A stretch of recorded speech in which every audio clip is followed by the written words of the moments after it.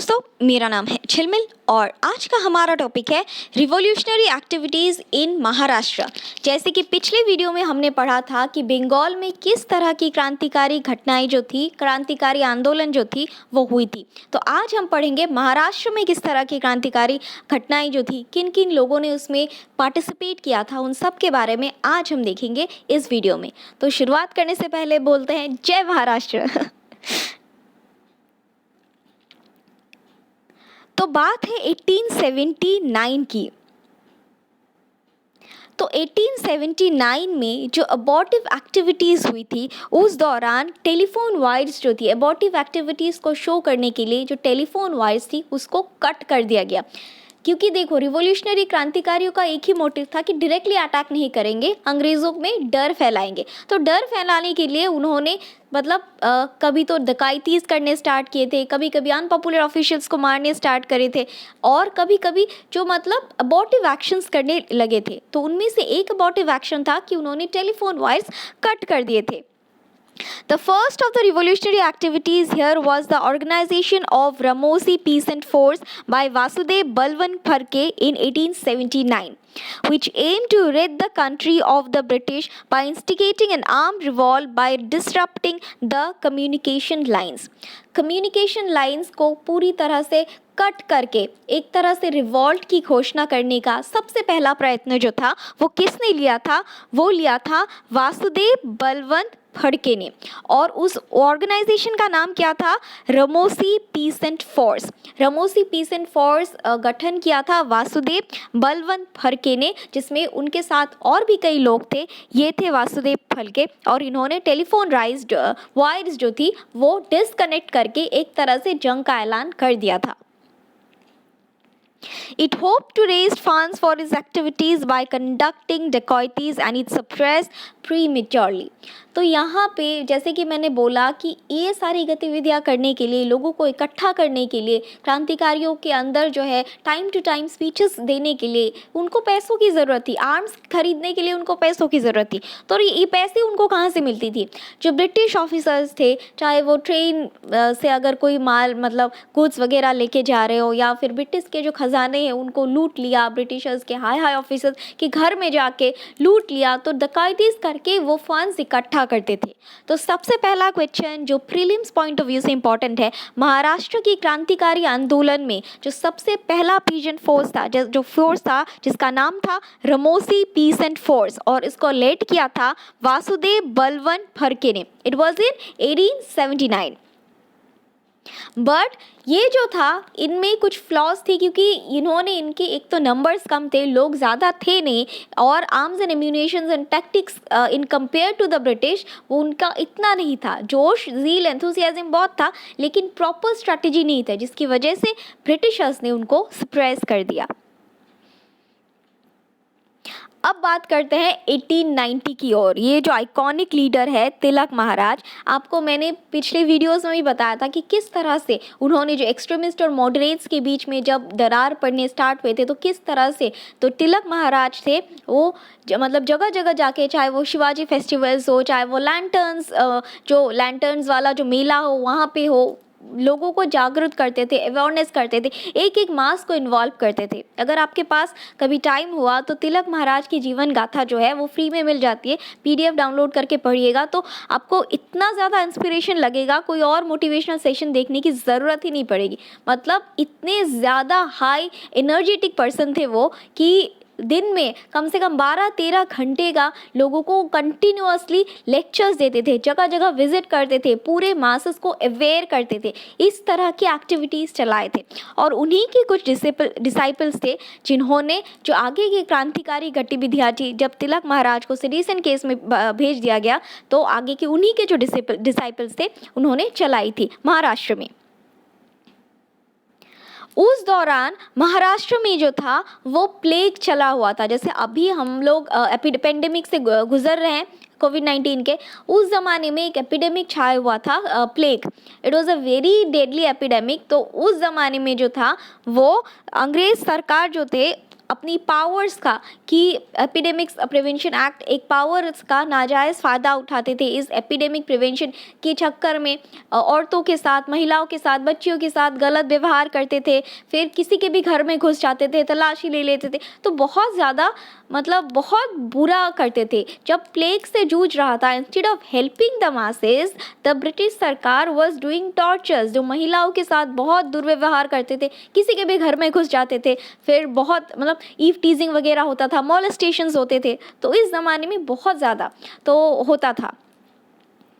तो इसीलिए जो तिलक के जो रिवॉल्यूशनरी चेले थे, मतलब डिसाइपल्स थे, they were all fuelled with anger. वो लोग और ज़्यादा गुस्से में आ गए थे कि भाई हमारी औरतों बहनों के साथ तुम ऐसे कैसे कर सकते हो।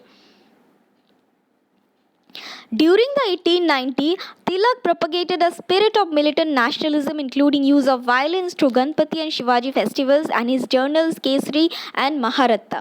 तो ये जो है, ये मैंने पिछले वीडियो में भी बताया था कि तिलक महाराज ने किस तरह से लोगों तक पहुँचे थे। जब वो गणपति और शिवाजी फेस्टिवल्स कंडक्ट करते थे, वहाँ पे लोगों को बताते थे। उसके बाद थ्रू मीडिया, मतलब थ्रू जर्नल्स, उन्होंने 2 जर्नल्स पब्लिश किए थे, जहाँ पे उन्होंने बोला था, एक तरह से अपना संदेश जो है वो दिया था कि अपना हक छीनने की आदत डालो, और अगर छीनने के लिए तुमको पिटीशन से निकल के मतलब वायलेंस भी इस्तेमाल करना पड़ा तो वो भी गलत नहीं है। तो उनके 2 जर्नल्स थे जो इम्पोर्टेंट है, that is Kesari and Mahratta. बाल गंगाधर तिलक ने अपने जर्नल में ही ये लिखा था, ये स्टेटमेंट दिया था, एग्जैक्ट द स्टेटमेंट, कि her majesty the queen, the secretary of state and the council should not have issued the orders for practising tyranny upon the people of India without any special advantage to be gain. मतलब उस ज़माने में जब महाराष्ट्र में जो plague इतना ज़्यादा छाया हुआ था, instead of helping the people, they were जो अंग्रेज़ सरकार थे वो मॉलेस्टेशन पे उतर गए थे। किसी के भी घर में जबरन तलाशी लेना, कहीं पे भी किसी को ट्रेन जा रही है तो रोक देना, कहीं पे भी किसी को तलाशी लेना, कुछ भी, मतलब प्लेग के चेक करने के जो नाम है उसके वजह, मतलब उसका जो है ज़रिया बना के, उसको ज़रिया बना के, प्लेग कमीशन का ज़रिया बना के वो लोग कुछ भी अनलॉफुल एक्टिविटीज़ कंडक्ट कर रहे थे। और इसी वजह से तिलक महाराज ने अपनी जो केसरी और महारत्ता है उसमें ये स्टेटमेंट दिया था, The government should not have entrusted the execution of this order to a suspicious, sullen and tyrannical officer, the Rand. और गवर्नमेंट ने जो प्लेग कमीशन का जो हेड बनाया था, it was a very brutal officer जिसका नाम था रैंड और what ever it is.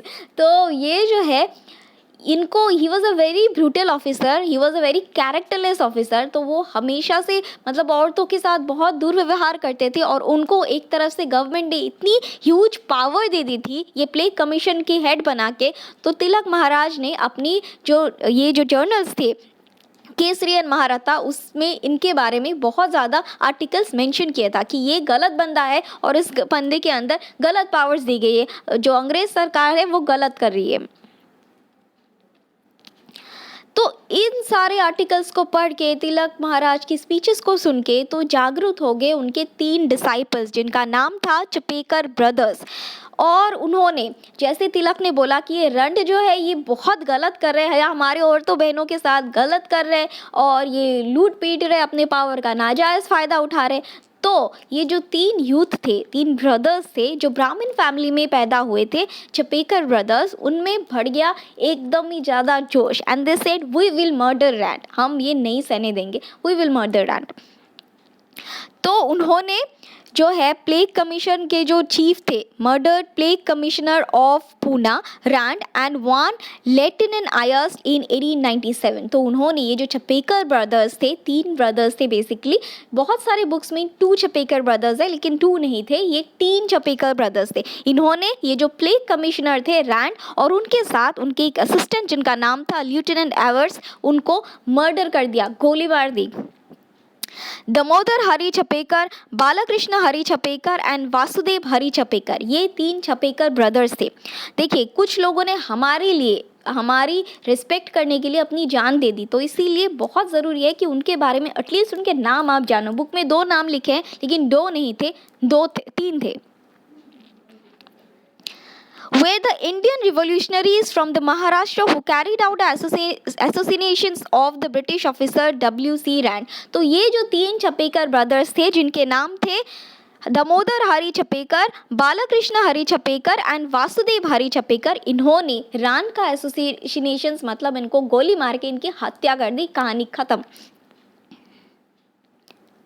The Chapekar brothers Balakrishna Hari, Vasudev Hari and Ranade were sentenced to death and executed by hanging. Vasudev Hari 8 May 1899, Mahadev Vinayak Ranade 10 May 1899, Balakrishna Hari 12 May 1899। ये तीनों जो है, इन तीनों को Britishers ने execute कर दिया, मार डाला, मतलब फांसी दे दी, तीनों को अलग अलग दे।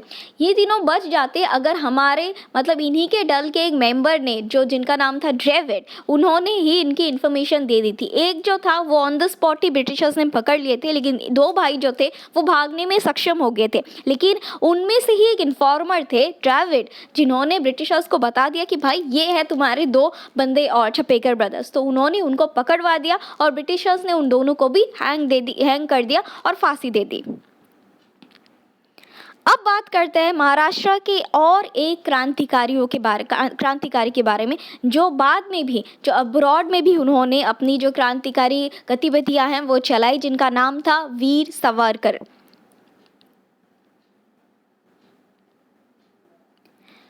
वीर सावरकर जो है, Vinayak Damodar Savarkar, he was associated with Mitra Mela. 1897 Savarkar and his brothers organised Mitra Mela in 1899 which merged with Abhinav Bharat. तो मित्र मेला किसने ऑर्गेनाइज किया था? सावरकर ने। सावरकर ने मित्र मेला ऑर्गेनाइज किया था। अनुशीलन समिति बंगाल में किसने बनाया था? अनुशीलन समिति बनाया था पी मित्तर ने। और मित्र मेला किसने बनाया था? मित्र मेला बनाया था वीर सावरकर ने। तो ये नाम जो है, जो क्रांतिकारी जो ऑर्गेनाइजेशंस है, वो उसके लीडर्स के नाम जानने आपको ज़रूरी है। तो याद रखिए, अनुशीलन समिति पी मित्तर, महाराष्ट्र में मित्र मेला, it is associated with Veer Savarkar. और मित्र मेला किसके साथ मर्ज हो गया? बाद में 1899 में ये मर्ज हो गया अभिनव भारत के साथ। तो वीर सावरकर ने अपनी एक बुक लिखी जिसका नाम था history of war of Indian independence, जिसमें सावरकर ने गुरिल्ला वॉरफेयर टेक्निक्स के बारे में लिखा, जो 1857 के सिपाही म्यूटिनी, जो 1857 का जो संग्राम हुआ था, उसमें किस तरह से गुरिल्ला वॉरफेयर टेक्निक्स इस्तेमाल किए जाए थे, उसके बारे में इस बुक में वीर सावरकर जी ने लिखा, जिस बुक का नाम था history of war of Indian independence. The book was banned by Britishers, but Madam Bikaji Kama published the book in Netherlands, Germany and France, which eventually reached many Indian revolutionaries. तो देखिए, press act के तहत Britishers हर कोई चीज़ को, जो revolutionary भाव जो है वो बढ़ाने की कोशिश करते थे, उसको ब्रिटिशर्स रिप्रेस कर देते थे। हर चीज़ को ब्रिटिशर्स रिप्रेस कर देते थे। मतलब अगर हमारे यहाँ के कोई क्रांतिकारी प्रेस के ज़रिए, कोई बुक के ज़रिए या फिर कुछ भी ज़रिए पब्लिश करते थे, तो ब्रिटिशर्स उसको बैन कर देते थे। तो यहाँ पे मैडम बिकाजी कामा ने बहुत ज़्यादा हेल्प किया, इस बुक को बाहरी देश में पब्लिश किया। मैडम बिकाजी कामा के बारे में भी हम नेक्स्ट वीडियो में पढ़ेंगे। जब हम रिवोल्यूशनरी एक्टिविटीज़ इन अब्रॉड देखेंगे, तब हम देखेंगे कि अब्रॉड में किस तरह से मैडम बिकाजी कामा ने जो क्रांतिकारी गतिविधियां थी वो चलाई थी। अभी के लिए ये जानिए कि ये बुक किसने लिखा था, कि history of war of Indian independence, ये लिखा था वीर सावरकर ने। He founded the two nation theory in his book Hindutva, calling Hindu and Muslims two separate nations in 1937. Hindu Mahasabha passed is at a resolution. तो यहाँ पे बात आती है कि टू नेशन थियरी किसने बनाया था? टू नेशन थियरी, जिसमें हिंदू और Muslims as two separate nations है, वो बताया गया था, वो भी वीर सावरकर ने ही लिखा था। और यहाँ पे ये जो टू नेशन थियरी है, जिसका नाम था हिंदुत्व, जो बुक था हिंदुत्व, इसको हिंदू महासभा ने पास किया था as a resolution. So it was in the year 1964 when Savarkar declared his wish to attain Samadhi and started hunger strike in February 1, 1966 and passed away on February 26, 1966. उसके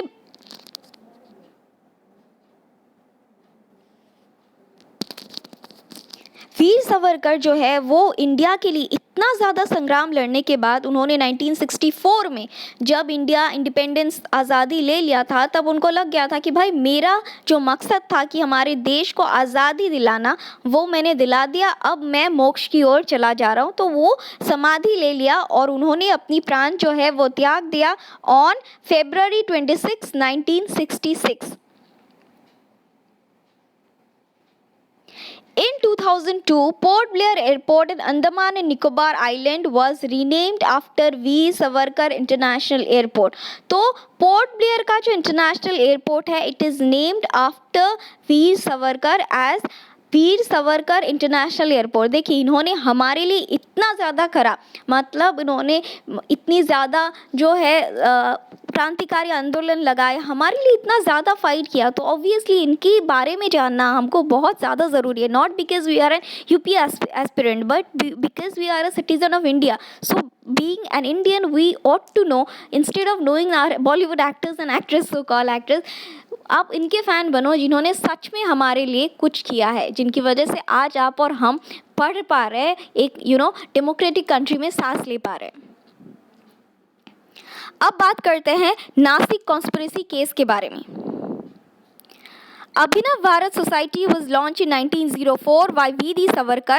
One member of this organization, Anand Lakshman Karkare, shot dead the district magistrate of Nasik. ये है Nashik conspiracy case. पिछले video में हमने देखा था Muzaffarpur conspiracy case, जहाँ पे जो है जो इंग्लिश ऑफिशियल या पॉपुलर ऑफिसर है उनको मार डाला गया था, लेकिन वो नहीं मरे थे, उनकी जगह पे 2 औरतें जो है वो मर गए थे। अब यहाँ पे भी एक कॉन्स्पिरेसी केस है, that is Nasik conspiracy case. या अभिनव भारत सोसाइटी के मेंबर्स ने ही बनाया था, और this Abhinav Bharat society which was launch by in 1904 by VD. Savarkar. VD. Savarkar ने ये अभिनव भारत सोसाइटी जो है वो बनाया था, और इसी के उनके एक चेले या उनके एक डिसाइपल या इस सोसाइटी का एक मेंबर, जिस छोटा सा बालक था जिसका नाम था अनंत लक्ष्मण करखरे, उसने भी एक जो इंग्लिश ऑफिसर है उसको मार डाला। मैजिस्ट्रेट है, डिस्ट्रिक्ट मैजिस्ट्रेट था, डिस्ट्रिक्ट मैजिस्ट्रेट ऑफ नासिक, उसको मार डाला। A young man of Abhinav Bharat Society named Anand Lakshman Karkare shot the ideologist and Pandit Jackson dead in a theater. जब वो थिएटर से बाहर आ रहे थे, तब ये जो छोटा सा बालक था 15 साल या 16 साल का, उसने जो है ये डिस्ट्रिक्ट मैजिस्ट्रेट ऑफ नासिक जिसका नाम था जैक्सन, उसको मार डाला। तो ये है Nashik conspiracy case. It is associated with Abhinav Bharat society. इसमें किसने जो क्या किया था, इसमें किया था कि यंग ओल्ड गाय जो है, यंग बालक जो है जिसका नाम था आनंद लक्ष्मण करकरे, इन्होंने मार डाला जैक्सन को, जो कि डिस्ट्रिक्ट मैजिस्ट्रेट थे नासिक के। इसीलिए ये नासिक कॉन्स्पिरेसी केस है। तो अगले वीडियो में हम लोग देखेंगे कि पंजाब में और अब्रॉड में किस तरह की क्रांतिकारी जो घटनाएं हैं वो हुई थी। तो ये हमारी वीडियो का एंड। आज के लिए बस इतना ही। कल फिर मिलेंगे कुछ नए लेक्चर्स के साथ। Thank you.